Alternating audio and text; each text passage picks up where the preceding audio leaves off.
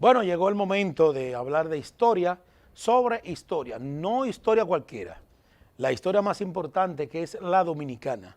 Y como cada miércoles nos acompaña el historiador, nuestro gran amigo Candelario Rosario Vicioso, quien tiene temas de importancia de el dictador Rafael Leonidas Trujillo. A propósito de eso, antes de entrar en materia, cuando usted entienda, señor director, me ayuda con una foto de Angelita Trujillo, ahí está con Ramfi. Murió Angelita recientemente y nos gustaría saber, desde el punto de vista del historiador, ¿por qué en la República Dominicana escribir sobre Trujillo o los Trujillos envuelve tanto interés, tanta pasión y un tanto más que el propio Duarte? ¿Por qué todavía está vivo Trujillo en República Dominicana? Bueno, Trujillo gobernó el país. Muy buenas tardes a todos los amigos televidentes del país noches. Y del universo, y buenas noches también. Trujillo gobernó el país durante 31 años. Trujillo tuvo un peso en la sociedad dominicana durante ese periodo muy fuerte. Y luego de su muerte, su ajusticiamiento, unos años después Balaguer retoma el poder, recompone todo el aparato trujillista y gobierna con el trujillismo. Sus parientes, algunos venían, se juntaban acá con sus amigos y, ¿por qué no?, eran hasta venerados y hasta reconocidos. Entonces, parece que hay un cierto vínculo muy fuerte de sectores dominantes de la sociedad con Trujillo y, en cierta medida, como que se sienten en deuda con Trujillo. Y la República Dominicana realmente, la transición de ese régimen dictatorial de oprobio, esa transición a una democracia no se ha hecho. Eso está pendiente. Muchos historiadores y muchos pensadores dominicanos están convencidos de eso. Yo también. La transición a un régimen auténticamente de libertades, a un régimen democrático, donde los valores de la democracia se han levantado, todavía esa transición no se ha hecho. Ese trujillismo pesa demasiado. Tú planteas entonces, Candelario, según lo que puedo entender, que no se ha destrujillizado en lo absoluto lo que se reviste o se llama democracia dominicana, todavía tiene algo de Trujillo. El Estado dominicano no se ha destrujillizado.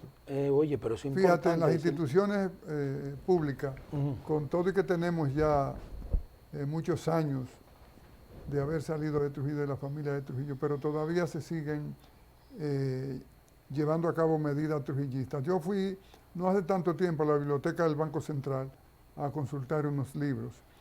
Abajo hay un recepcionista militar. Sí, esa presencia militar. Tengo que dejar la cédula ahí.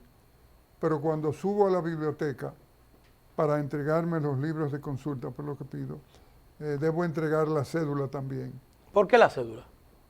Hay un control con ese documento. Bueno, son medidas trujillistas, son sí, medidas claro. autoritarias. Autoritarista. Porque si hay una decisión de la administración de esa institución, de que al usted llegar debe dejar su cédula ahí a ese recepcionista militar. Entonces, arriba en la biblioteca, cuando ya usted solicite el servicio y le van a entregar una obra, ya no deben pedirle la cédula porque usted la ha dejado abajo. Recuerdo que le dije, yo no tengo 2 cédulas, yo nada más tengo una y la dejé abajo. ¿Qué vamos a hacer? O sea, arriba también te la estaban pidiendo. Para entregarme una locura. Pero la cédula generalmente se te pide a ti, si se quiere, pues sí, para que se anote el nombre. No. Yo sé que se te devuelve la cédula porque tú sabes que es un documento personal que corresponde a ti y eres tú quien debe llevarlo encima. Y todavía aquí se sigue para cualquier gestioncita en una institución pública. Sí, claro.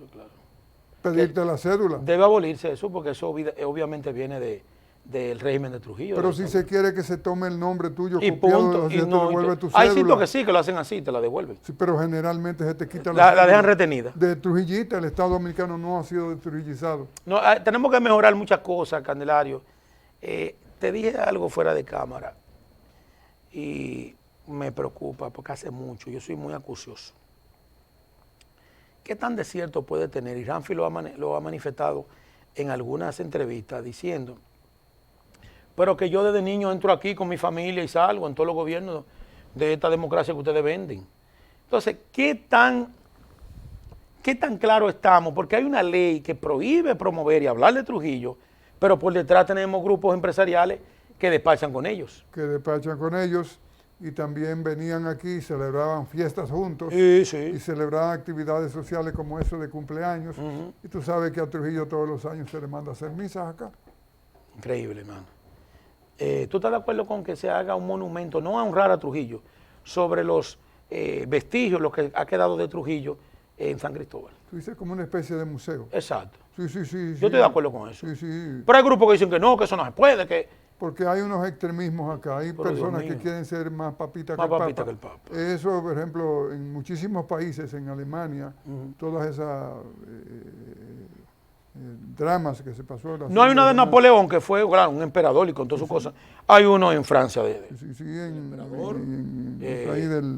Alemania, el nazismo, todas las cuestiones, hay museos, cosas para que la gente vea. ¿Me entiendes? Lo de Hitler, de todo. Que si un sombrero, Memoria contra el olvido para recordar la que si un saco, que si un sombrero, que si la pluma que usaba, que si... Que son declarados documentos históricos, la propia ropa, los zapatos. Pero que son documentos históricos. ¿Y por qué entonces nos imponemos esas cosas? Bueno, pero el estrechismo que hay acá, y además muchas de esas posiciones se sostienen amparados en el fondo, en un servilismo, y en que todavía como que no tenemos claro realmente lo que somos. Esa cargadera de la silla del presidente, que ha existido aquí, que donde va el presidente llevan la silla, eso no viene de Trujillo. Pero por Dios, es que este caudillismo está... Mira, vamos a hablar de Trujillo. Vámonos entonces con lo de nosotros. Sí, sí. Dime de qué vamos a hablar. Me hablaste de Rafael Leónidas Trujillo, de 1930 al 36, vamos a ver. Pero Sí, ¿con qué empezamos? Los primeros 5 años de Rafael Leónidas Trujillo Molina, que es la conspiración, comienza en Santiago un 23 de febrero. Rafael Estrella Ureña y su tío José Estrella son los que encabezan esa parte militar y toman la fortaleza San Luis, que estaba desprotegida, porque Trujillo era parte de la conspiración. Y avanzan en la capital para acá. Cuando Horacio Vázquez le notifican sobre eso, da las instrucciones para que esa gente sean detenidos. Se dice que Trujillo se enclaustró en la fortaleza Osama, que era su fuerte, su búnker, y no hizo nada. Eso conllevó, ya tú sabes, la renuncia del presidente y el vicepresidente. Previamente había esa pugna entre José Dolores Alfonseca, vicepresidente, Martín de Moya, Ángel Morales, Gustavo Díaz, estaban de parte de Ángel de Moya y de Ángel Morales y de Martín de Moya, porque Alfonseca tenía un rechazo en los sectores poderosos. La conspiración se da. Trujillo como máximo dirigente del Ejército Nacional, Trujillo dirige esa parte militar, la parte represiva. Y cuando Horacio Vázquez y el vicepresidente se van, que previamente tienen que nombrar a Estrella Ureña como ministro del Interior para que pudiera suceder legalmente y se toma el poder, Trujillo aparece como candidato a la presidencia y Rafael Estrella Ureña como candidato a la vicepresidencia.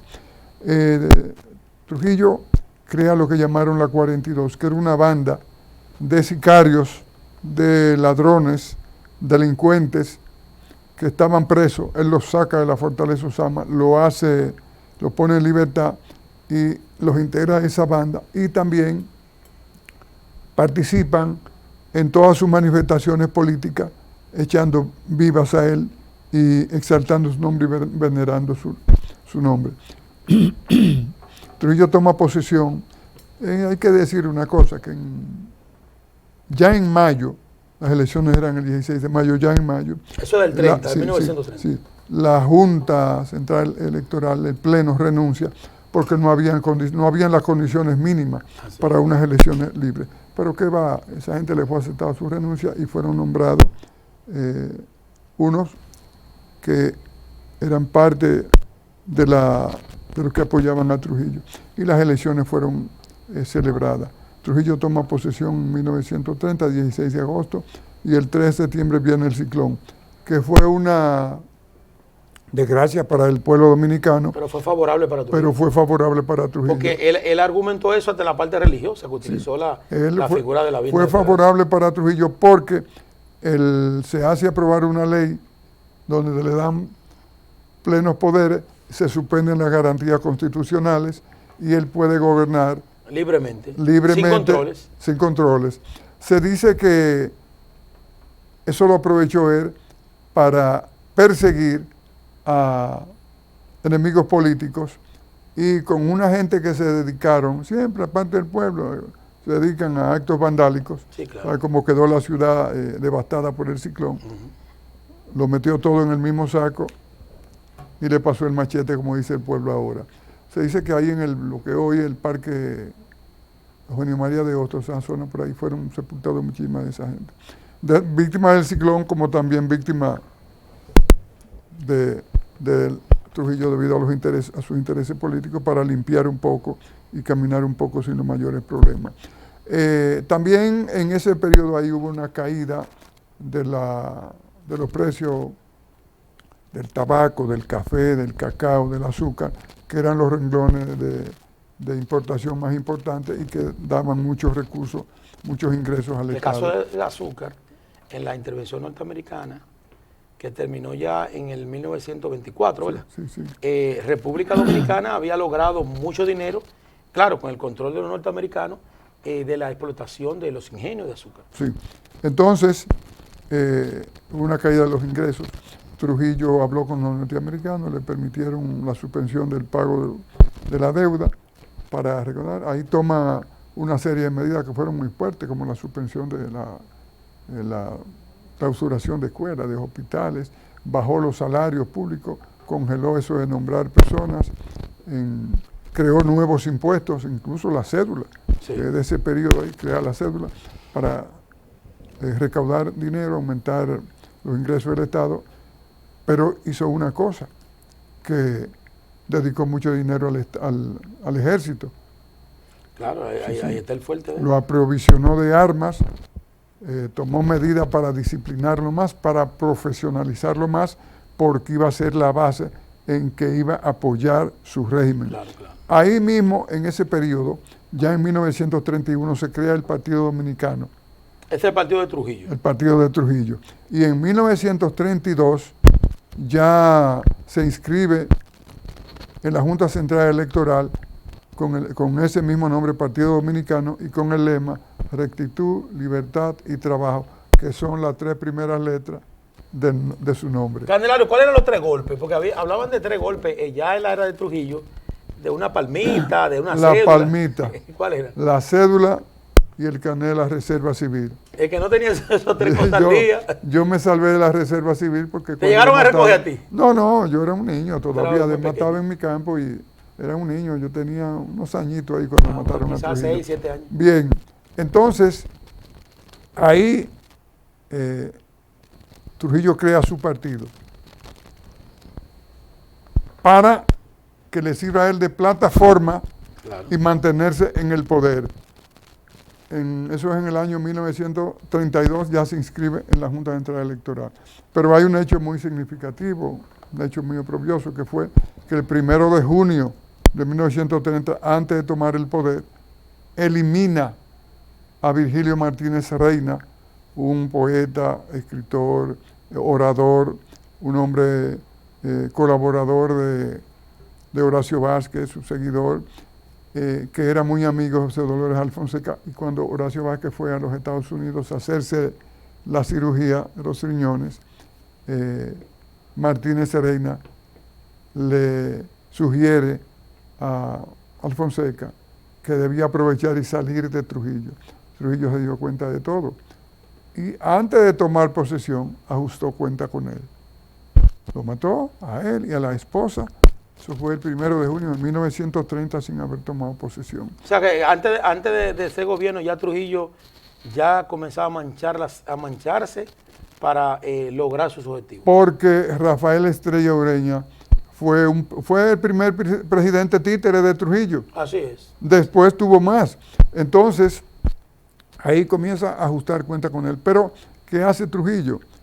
Que se comienzan a darse una serie de situaciones en la sociedad dominicana que apuntaban a lo que al tratamiento que se le iba a dar y que iba a tener Trujillo durante todo su reinado.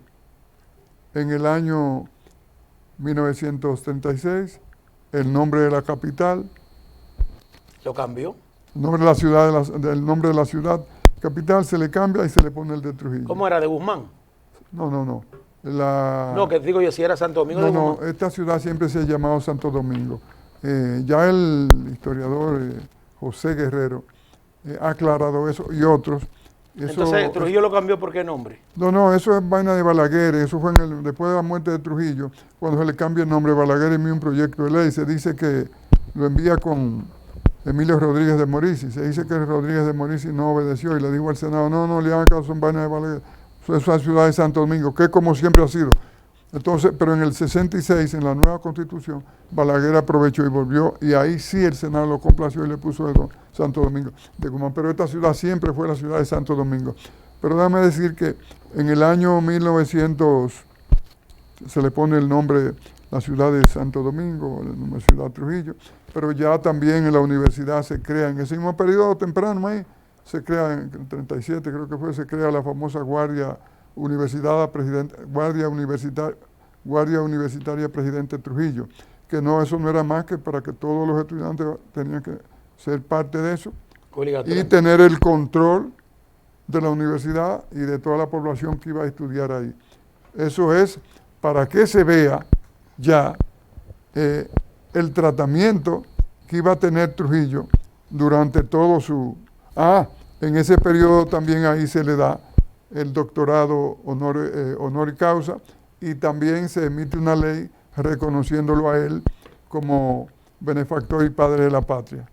Te iba a preguntar, Candelario, ¿por qué en Trujillo, no sé si eso era un vacío emocional, Trujillo se preocupaba de tantos reconocimientos que le colocaban en diferentes lugares una estatua en loas a él, que los doctorados, que las alabanzas, que el dinero tenía impregnado la imagen de Trujillo? ¿Por qué esas debilidades, yo llamo así, en términos emocionales, se reflejaban a través del gobierno del Trujillo? Mira, eso tiene... Tenía un vacío, eso venía con un vacío. Eso tiene...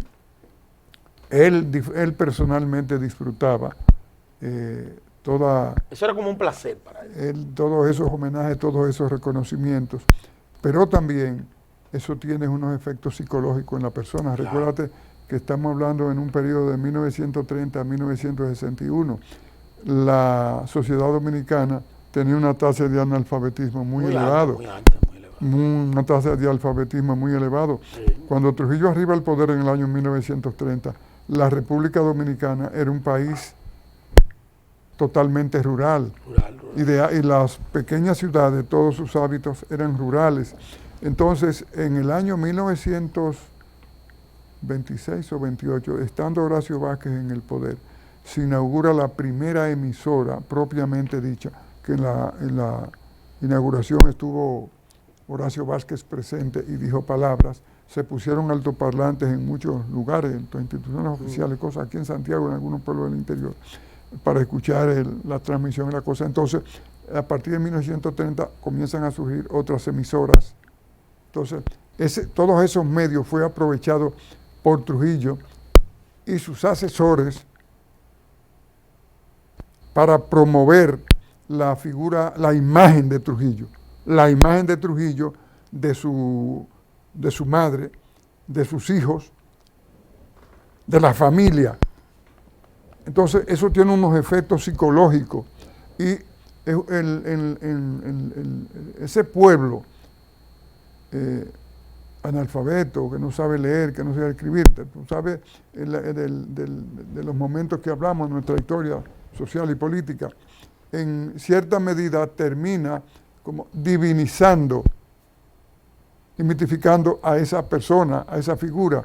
Entonces, eso es algo que no fue hecho al azar. Los asesores, los intelectuales asesores de Trujillo, gente que leían, planificaban. Fíjate que ya desde desde los tiempos, en cierta medida remotos, ya las sociedades sabían el valor de eso y la majestad se le configuraba una imagen que ese pueblo raso, ese pueblo, como decían, la majestad del pueblo súbdito, lo veía como una divinidad. Finalizo diciéndote que la propaganda política en el ámbito de la comunicación surte efecto y todavía a esta fecha se utilizan muchas de esas artimañas, pero de forma subliminal, Sí. del trujillismo, están todavía entrampados en la historia y el oficio de la política dominicana. Pero hay un trujillismo viviente aquí. Está ahí imperante, no hay forma de... Y murió en estos días doña María de los Ángeles del Corazón de Jesús, Trujillo Martínez, madre de Ramfis, uno que anda por ahí. Del Corazón de Jesús. Sí, madre de Ramfis Trujillo, uno que anda por ahí aspirando a la presidencia, pero que no se atreve a renunciar a su primera nacionalidad. De su presidencia. Nunca segunda parte fueron buenas. No. Andan unos tontos alabarderos ahí, que atrás de Ramfis, creyendo que porque Trujillo, creyendo que segunda parte fueron buenas. El pueblo que desconoce su historia está condenado a vivir lo peor del pasado. Y la ignorancia es atrevida, tú lo sabes. Y no discutas con ignorantes que te caen en una pandilla y te matan. Hermano, llegamos al final. Sí. Gracias, excelentes apuntes de la historia. Siempre viene con cosas muy interesantes. Sí. Que sea así siempre. Gracias, Candelario. Sí, gracias. Gracias a todo el país, señores. Mañana, Dios mediante, a la misma hora y por estos canales 16, 24 y 69, Santo Domingo TV. Hasta mañana.